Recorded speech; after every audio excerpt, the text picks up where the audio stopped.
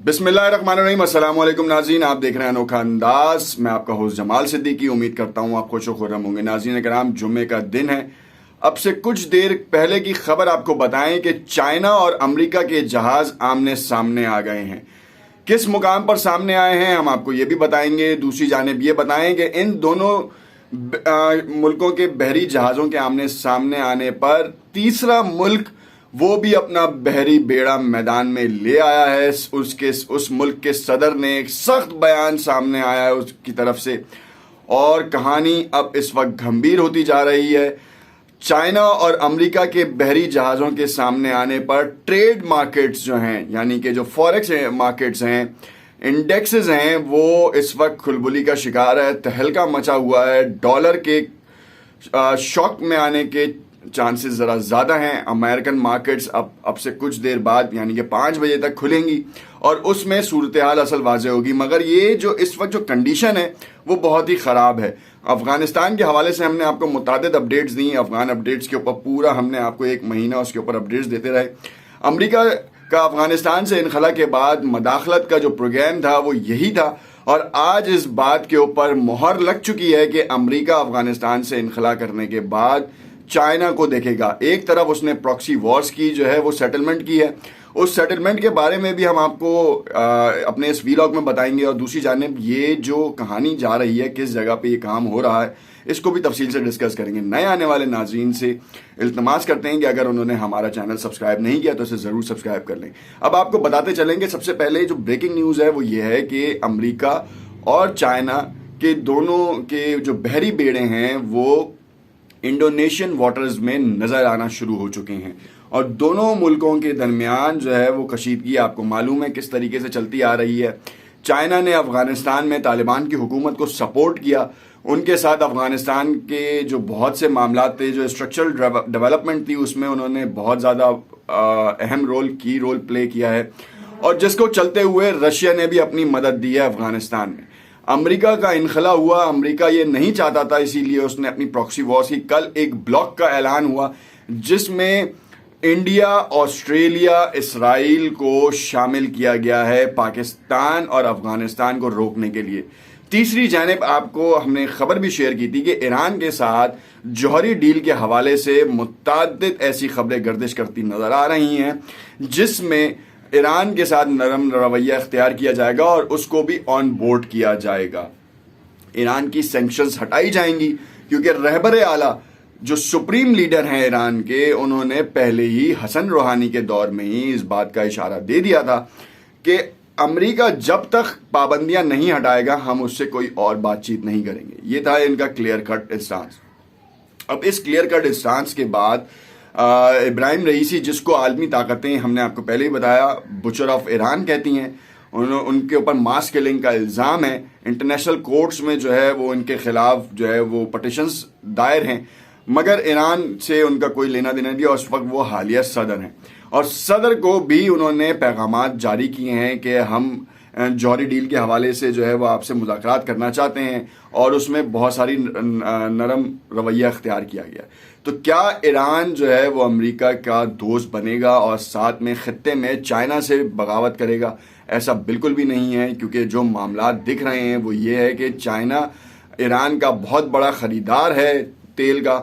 जो backdoor channel से last 2 months back जो है वो रॉयटर्स ने ही स्टोरी ब्रेक की थी, और उसमें फिर उन्होंने ईरान के ऊपर सैंक्शंस की जो वियना टॉक्स हो रही थी उसको ताला लग गया।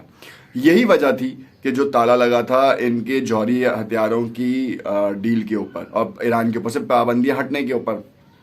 खैर, यहाँ पे आपको बताते चलें कि इंडोनेशियन नेवी ने जो है वो अपनी पेट्रोलिंग बढ़ा दी है। 5 वेसल्स उन्होंने भी उतार दिए हैं अमेरिका और चाइना के जहाज़ों को रोकने के लिए, और साथ में उन्होंने, उनके सदर ने जो बयान दिया है कि अगर इंडोनेशिया की बका के ऊपर कोई भी चीज़ आई तो फिर इंडोनेशिया दरेग नहीं करेगा कोई भी स्टेप लेने से।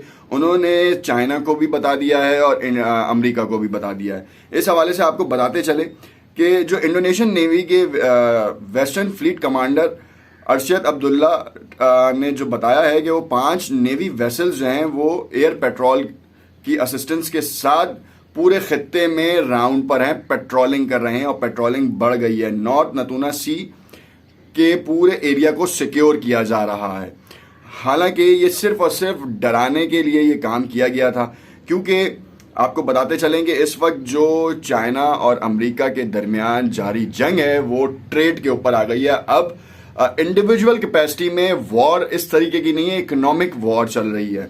और जब से सी पैक पाकिस्तान में लॉन्च किया है तो मुतादिद ममालिक चाहते हैं कि सी पैक का हिस्सा बने, जिसमें चाइना नहीं चाहता कि बहुत से मुल्कों को ऑन बोर्ड करे। वो सिर्फ पाकिस्तान, चाइना, ईरान और टर्की को ऑन बोर्ड करना चाहता है। एक तो आपको बताते चलें कि ईरान के साथ ईरान, पाकिस्तान और तुर्की की एक रेलवे लाइन है जो कि शुरू हो चुकी है, उसको और ज़्यादा सिक्योर किया जा रहा है और उससे ट्रेड यूरोपीय यूनियन तक तमाम मुल्कों की जा सकेगी और बिलखुसूस चाइना का भी माल वहाँ से जा सकता है। तो ये पूरा एक स्ट्रक्चर बन रहा है, पूरा एशिया का एक नया ब्लॉक उभर रहा है जिसकी सदारत जो है वो चाइना के पास है। अब आप इससे समझ सकते हैं कि खुद साख्ता सुपर पावर कहलाने वाला अमेरिका अफगानिस्तान से भागा, वियतनाम से भागा, आजकल वियतनाम से उसकी दोस्ती बहुत ज़्यादा है। अब अफगानिस्तान के तालिबान से इस वक्त जो है वो मुज़ाकरात नहीं हो रहे, सिफारती ताल्लुकात में कोई पेशरफ नहीं हुई, मगर जब वो इनखला से पहले उन्होंने बयानात दिए थे कि अब जंगी सतह पे कोई वो नहीं होगी उनके रवाबित, मगर सिफारती ताल्लुकात इस्तवार किए जाएंगे तालिबान की हुकूमत के साथ। उसके लिए उन्होंने एक ऐलान भी किया, एड का ऐलान किया कि इस वक्त जो फाइनेंशियल क्राइसिस हैं वो भी पूरे हो सकें। मगर हमने आपको बताया कि तालिबान के पास जो है वो ऑलरेडी उस वक्त का ख़जाना जो है वो मौजूद है, जिसकी वजह से उनको इतनी ज़्यादा डिस्टेबिलिटी का सामना नहीं है और जिसकी वजह से अफ़गानिस्तान की करेंसी भी जो है वो इतनी ज़्यादा फ्लक्चुएट नहीं हो रही। In terms of India, Bangladesh और पाकिस्तान की करेंसी फ्लक्चुएट हो रही है यूएसडी के ऊपर नीचे होने के ऊपर, क्योंकि ये इनकी अपनी इकनॉमीज़ के ऊपर भी ये चलता है। तो अफ़गानिस्तान की करेंसी को बैक्ड है और उसी बैक्ड की वजह से ये काम हुआ है। हालांकि $10 बिलियन 22 टन सोना जो है वो कैप्चर किया गया है, कैप्चर्ड है उनका अमेरिका के ट्रेजरी में, और उनकी रिलीज़ के लिए अफ़गानिस्तान की हालिया हुकूमत ने भी कहा है, मगर उसके ऊपर कोई अब तक बड़ा स्टांस क्लियर सामने नहीं आया।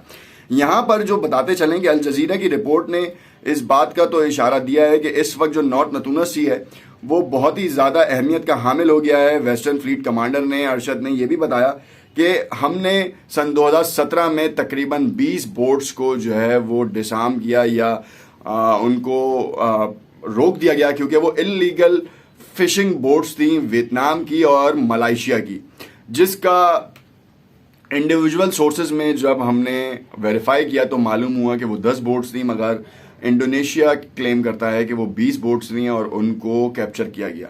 कोई बार्गेनिंग नहीं होगी। विडोडो ने, जो कि इंडोनेशियन सदर हैं, प्रेसिडेंट हैं, और उन्होंने इस बात का कहा है कि अगर अमेरिका और चाइना ये समझते हैं कि हमारे वाटर्स में हमारे लॉस को ब्रेक किया जाएगा तो फिर जो हमारे वेसल्स हैं उनके खिलाफ कार्रवाई की जाएगी।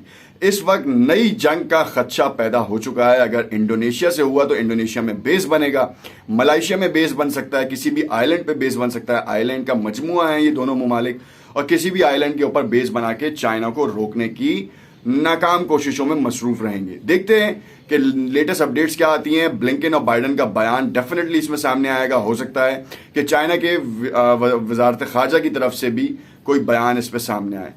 देखते रहिएगा अनोखा अंदाज। नेक्स्ट अपडेट के साथ आपको हाजिर होंगे और बताएंगे कि इस वक्त साउथ चाइना पोर्ट नतूना के ऊपर क्या कार्रवाइयां होने जा रही हैं। शुक्रिया।